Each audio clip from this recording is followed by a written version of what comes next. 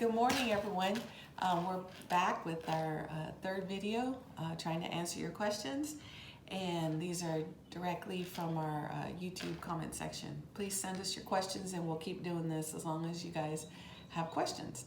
So, Jesus is Kin asked how to purchase our book. It's available on Amazon. If you're out of the country, you don't have access to Amazon, I can't send it to you directly because it's copyrighted through Simon & Schuster. So I don't really own it anymore to send it out. So I'm really sorry. You'll just have to find somewhere on the internet to buy it, probably used in digital format. The other question that this person had was, how long do you take to prepare lessons and how long does a typical lesson last? Well, if you've read our book, you'll know that the reason we are where we are is I was too tired and overworked to plan lessons. And so I wanted my kids to just be able to wake up and know what they had to do with minimal input from me, because I needed it automated. And so I don't prepare lessons anymore. My time, energy, and money is spent on researching how to get them into their first college class and finishing up their high school. But everything is either on the internet, pre-bought, or just from the library. I don't do a lot of planning. If anything, they plan and they come to me and say, I want this to be my next course, and we talk about it with my husband, and that's pretty much all the planning. But as far as individual lesson planning, I don't do any of that. But I do read essays and correct their grammar and their writing, and if they need individual help, I coordinate that as far as tutors. But pre-planning lessons, we don't really do that. A typical lesson is going to last really as long as the child is interested. If they want to read for an hour and keep reading on to 2 hours, then we let them do that. If they, if we discuss, okay, you're going to do a lesson on Khan Academy, maybe half today, half tomorrow, then it's up to them depending on their interests. And so the question could be, you know, maybe an hour on a lesson, and if they get bored, then they want to switch to something else and they can come back to it later. Like we mentioned in our book, as long as we do Bible study together, and then they read and write and do math every day, and we feel like they've done enough, and maybe an hour or two would be enough. But each kid is different, and we give them that flexibility. So that's a tough question to answer. This person also asked, are you interested in the highest performing methods? And they mentioned Singaporean math, which I'm not familiar with. Or do you follow U.S. conventional methods?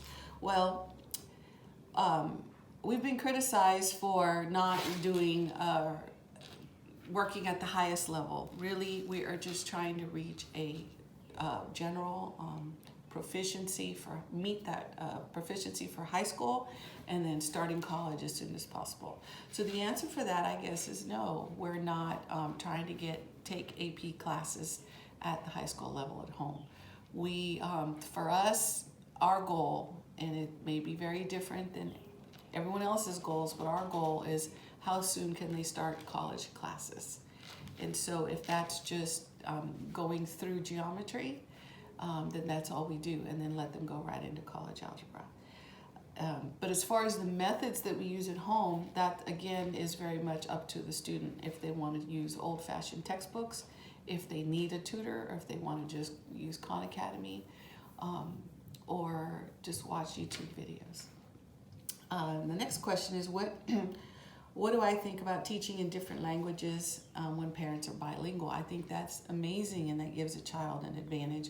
Some of our kids have really taken to Spanish. They picked it up early when I was a little more disciplined. The younger ones, sadly, don't know as much, but some of them have taken it at the college level and have really, the ones that have traveled and gone on mission trips, those are the ones that have really retained the Spanish. And for us, it's Spanish because I am of Mexican descent.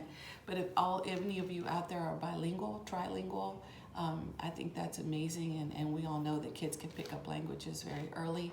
And even if a parent isn't bilingual, if they can get some software and automate it, and their kids will pick it up so quickly, you can learn with them. And I'm pretty sure the kids will learn faster than you will. But what an advantage to know multiple languages. I mean, you know your kids could become ambassadors. So on to the next question. This person wants to know if U.S. universities are open to homeschool kids. And the answer is yes and no. It depends. We have taken our kids to local universities and have been just flatly turned down and told, sorry, we don't accept homeschool transcripts because they're not accredited. And then we've had other universities say, we love homeschool kids. We know that homeschool moms usually over-prepare their kids, and we'd love to have you. So it's very, very subjective. And kind of like you do with the dollar, you vote with your dollar, you vote with your feet. We just take our business elsewhere. If a university is not friendly, we just go somewhere else. And we've had it happen where a university said, oh, we can't accept a 12-year-old because that's too young. And then years later, I see that same university have a booth at a homeschool conference, and now they're recruiting homeschoolers and are out there reaching out. So it kind of has to do with the administration at the time, whether they're homeschool friendly or not. And this is where I do my little sales pitch. Bellevue University in Nebraska is where our youngest three are attending. They are on scholarship, and they are giving us scholarships in exchange for me letting you know that they are very homeschool friendly and they love homeschoolers. They think homeschoolers are great, and they make it so easy for homeschoolers to attend their university online or in person, but they are in Nebraska. Next question is, how do you keep track of the work that your kids do?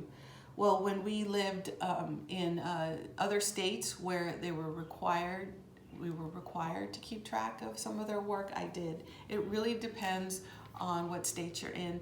And this question reminds me to encourage everyone to join HSLDA, Homeschool Legal Defense Association.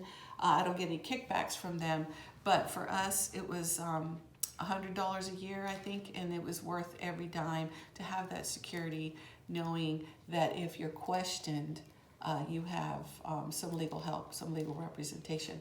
Of course, HSLDA wants you to turn in what you're working on, and they want you to be responsible in what you're teaching your kids, and that you're keeping up with your curriculum.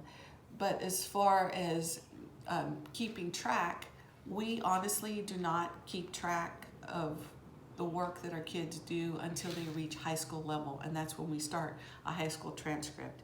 And in our book, there's samples of real transcripts that were turned into universities for our kids, and we just use an Excel spreadsheet. You can make a table on Microsoft. You can dig out your transcript and see what it looks like and try and fashion it after that. You can look online for sample transcripts. But we tell people when we do telephone consultations that transcripts, there's a big varying degree. There's the ones who are barely graduating, who are not college bound, and then there's the ones who are transcripts of the kids who are, want to go to Ivy League. Huge difference. You're going to have a lot of AP courses over here, and over here you might have things like consumer math. So it's really up to you what you want to put on the transcript or what your state requires. And again, in order to know your state requirements, you could contact HSLDA, and they can help you make sure that you are homeschooling within the limits and the laws of your state. And then you'll know what you need to keep track of.